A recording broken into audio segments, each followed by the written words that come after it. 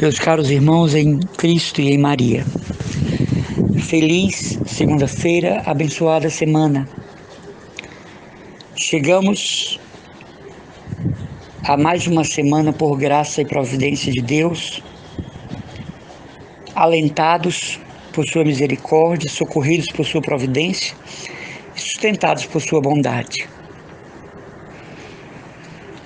Dizia um santo sacerdote que viveu até os 91 anos aqui na Aerolândia, Padre Manuel Lacerda, conhecido como Padre Lacerda, querido, amado, diocesano, morava sozinho e era de uma caridade extrema, morreu com fama de santidade aqui no bairro.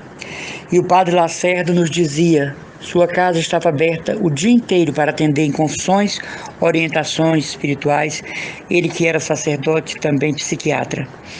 Então o Padre Lacerda dizia: ai de nós, se Deus faltar com a caridade para com as nossas vidas. Ai de nós, se Deus faltar com a caridade para com as nossas vidas. E sempre que eu ia ao encontro dele, porque ele se tornou meu diretor espiritual, de tanto que eu ia lá, não é? E um dia eu perguntava a ele: Padre Lacerda, em termos próprios, em exemplos comuns, em coisas atuais, como nós podemos entender isso? E ele me dizia: olhe, nós praticamos a caridade com quem nós queremos. Nós somos bons com quem nós queremos. Nós somos generosos com quem nós escolhemos ser generosos. Isso não procede de Deus. Isso não tem nada a ver com Cristo. Quando eu escolho a quem amar, quando eu escolho a quem servir, quando eu escolho a quem eu vou tratar bem, isso não é imitação de Jesus. Então essa pessoa não é cristã. Ela pode estar dentro do cristianismo, mas ela não segue Cristo. Ao contrário, o amor de Deus se derrama sobre os maus também. A misericórdia de Deus é compatível com a infidelidade dos outros no aspecto de que Deus é amor. Deus não precisa da nossa santidade. Ele tem os anjos, querubins, serafins, tronos, dominações, potestade, os santos, Maria, José. Deus não precisa das nossas virtudes, porque as nossas virtudes já são um impulso da graça dele em nós. Uma palavra, Deus não precisa de nós, dizia o Padre Lacerda. Ele quer precisar. Deus não precisa de nós. Às vezes nós achamos que Deus precisa dos nossos dons, precisa da nossa ousadia, precisa... Não. Até o bem que nós fazemos ao outro é um toque da graça em nós. Até um perdão que nós liberamos é um toque, um impulso do Espírito Santo, porque quem odeia o outro não pode estar bem com Jesus na Eucaristia, nem com a leitura do Evangelho, porque aí se torna hipocrisia, farisaísmo, né? Quando a gente escolhe a quem a gente vai amar, nós já estamos fora do segmento de Jesus. Quando nós temos o grupinho fechado do meu amor, da minha ternura, eu já não estou mais seguindo Jesus. Porque o Evangelho diz que ele ia de planície em planície, cidade em cidade, como o Evangelho diz, né? Já tinha passado para outro lado do rio, outro lado, quer dizer que Jesus estava em territórios diferentes. Então, quando o meu território é único, né? Aquele grupinho de sempre, que me favorece, né? Que me ajuda, que me estimula, que dá o que eu quero. Então isso aí não é cristianismo, isso aí é ser falso profeta, isso aí é o verdadeiro ser falso profeta, né? Viver dessas amizades que me fazem dar umas voltinhas pela Europa. Então é preciso ver que a caridade ela é abrangente, a caridade vai lá, vai além. A caridade não tem o rosto, não tem nome. Você vê o Pai Seráfico São Francisco? O despojamento a Kenosis foi total. Que ninguém diga que isso foi fácil para ele. Que ninguém diga que ele tirou de letra. A duras penas, ele e Santa Clara. Hoje aqui na minha Lexio Divina está, né, dizendo que Santa Clara guardava a língua para não ferir a reputação do próximo, para não ferir a dignidade do próximo. Está aqui na Lexio Divina da nossa vida contemplativa, na nossa vida de eremitério, este pensamento que Santa Clara preservava a sua língua para ela não ser instrumento da malícia e da maldade contra o próximo, para ela estar numa união perfeita com Deus o dia inteiro. Quando a nossa mente está cheia de nuvens negativas, de julgamento, de ódio, de desejo do mal, Deus se ausenta, porque Deus é amor. Quando Jesus chega num coração e esse coração está cheio de amor desordenado, de amor às criaturas, de amor ao dinheiro, de amor à fama, de amor ao sucesso, de amor aos bens desse mundo, como dizem os santos, de amor às criaturas, Jesus vai embora. Para um coração como o de Alexandrina, para um coração como o de Teresa de Lisieux, para um coração como o de Irmã Dulce. Está todo mundo pedindo para que passe a pandemia e vai passar. Mas eu tenho pedido a cura da pandemia da seguinte forma: Senhor, acaba esta pandemia pelos teus santos que habitam ainda esta terra. Você sabia, meu irmão, minha irmã, que tem muita gente santa morando em Fortaleza, viva, no Ceará, no Nordeste, no Brasil, na América Latina e no mundo? Sim. Muita gente santa, e eu não estou falando de padre, nem de bispo, nem de freira, nem de monge de clausura. Estou falando de leigos e leigas. Estou falando de catequistas. Estou falando de missionários pastorais. E junto com isso, os padres religiosos, os monges e as monjas, os bispos, os monsenhores. Você sabia que tem muita gente viva na terra que já é santa por vida e vai morrer com fama de santidade porque já tem esta fama agora? Então eu estou pedindo a Jesus assim: Senhor, afasta a pandemia pelos santos teus que habitam esta terra. Caríssimos irmãos, é preciso que nós saibamos que esse mundo tem jeito na pessoa de Cristo, que Deus não lavou as mãos com a obra que Ele criou, que Deus não deixou esse mundo para trás, porque esse mundo custou o sangue redentor. E ontem eu participava da missa numa paróquia e o sacerdote, ungido pelo Espírito Santo, dizia: uma faísca, uma gota do preciosíssimo sangue de Jesus mandará esta pandemia embora. E claro que eu sei disso, porque assim nos ensina a igreja na doutrina do culto ao preciosíssimo sangue, não é? São Gaspar del Búfalo. Mas minha alma se acendeu e na hora da Eucaristia eu só via isto, esta única gota do preciosíssimo sangue sobre todos os enfermos desta pandemia. Meu irmão está no hospital, se restabelecendo com a graça de Deus, de um AVC ultraviolento, porque ele vinha pilotando a sua moto e caiu, e além do AVC, as machucaduras da queda da moto. Então ontem na missa, quando o sacerdote disse isso, na hora da comunhão eu dizia: Jesus, eu comungo pelo meu irmão nesse momento, e uma gota do teu precioso sangue cura essa hemorragia. Cura essa hemorragia. E hoje no boletim da manhã, a pressão voltou ao normal. A diabetes, que estava em 490, já está em 210. Amados, ou nós temos fé ativa, operosa, ou então a nossa fé emocional, inconsistente, não é? A caridade, ela só é válida quando ela parte de um princípio que é Cristo. Quando ela parte dos meus pensamentos, eu sou apenas um dopado espiritual, né? Um dopado do catolicismo, um dopado do cristianismo. Você sabia que tem católico dopado? O que é católico dopado? É que só vive do que sobrou das faíscas, né? Do restante que caiu da mesa da catequese. Não aprofunda, não vai lá no centro. Ou então do tipo do católico que acha que é a celebridade dentro da igreja. Nem o Papa se sente assim, né? O Santo Padre, Papa Francisco, ele disse: eu não sou o Papa, eu estou Papa. Tem gente que se sente o máximo na pregação, né?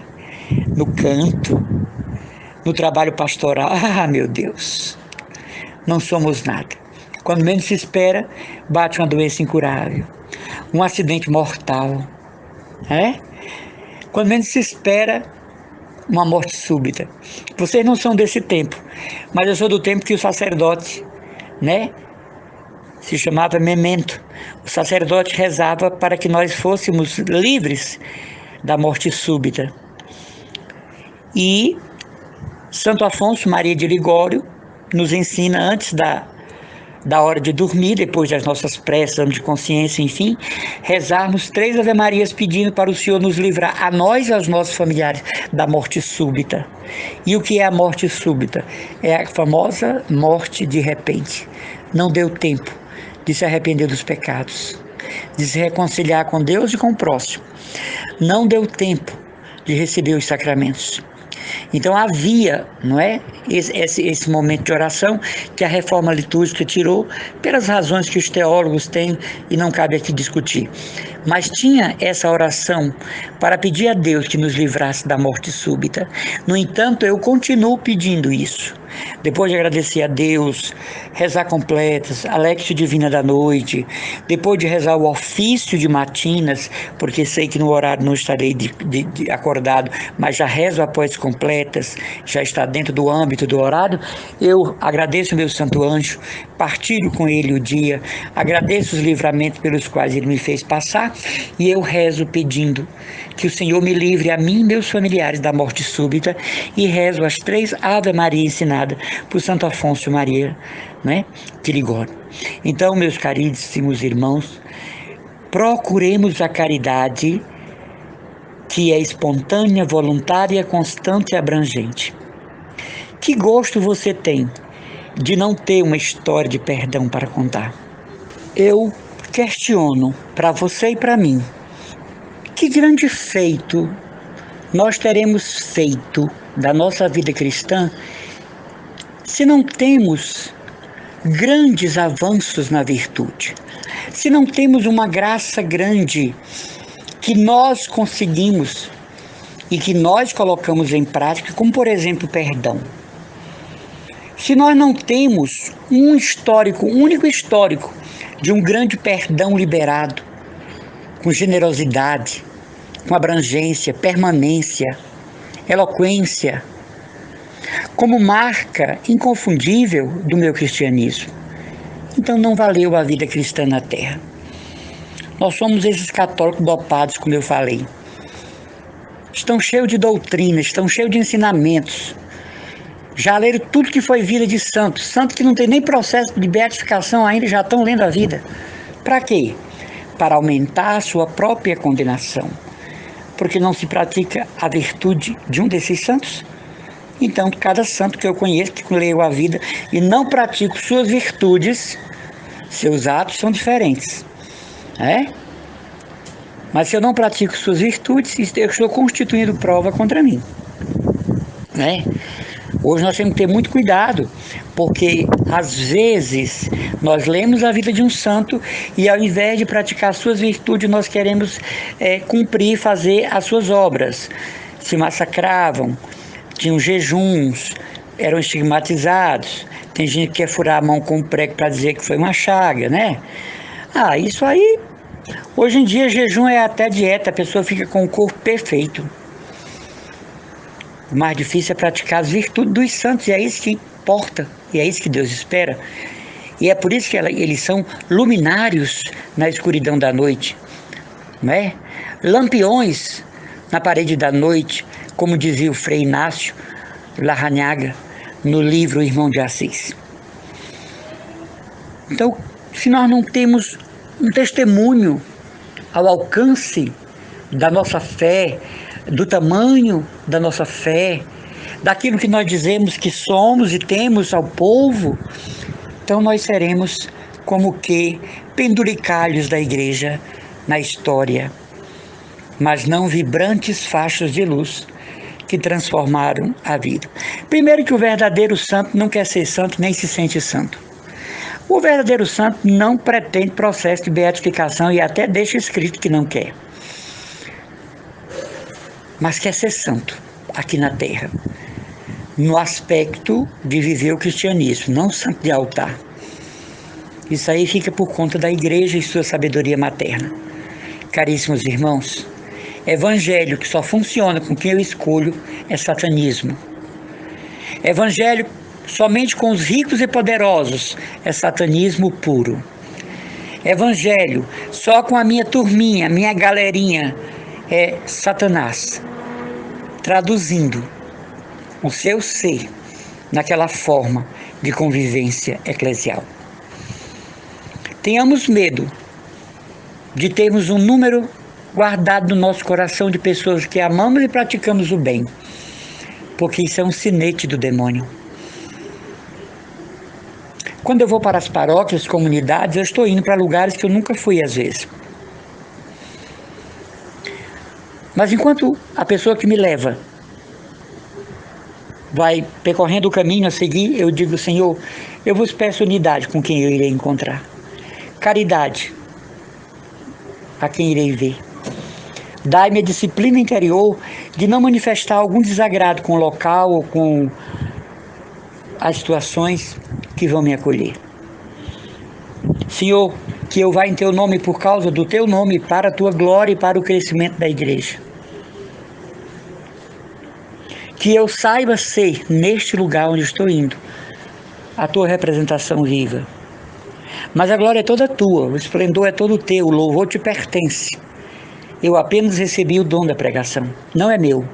Na hora que o Espírito Santo quiser tirar, ele tira. Quanto sofri, meus irmãos, por causa desse dom até hoje? Quanto tenho sofrido por causa desse dom? Às vezes uma liderança da igreja sabe que eu fui para uma paróquia e deu tantos mil pessoas. Então a liderança, ao invés de louvar a Deus, porque o evangelho foi proclamado naquele dia e a defesa da fé aconteceu, vai lá no arcebispo fazer fofoca. Agora coloca essa liderança para fazer uma homilia. É ali que o Espírito Santo tem que agir. É ali que o Espírito Santo tem que fazer daquele pregador um instrumento válido para a ação do Espírito e a edificação da igreja.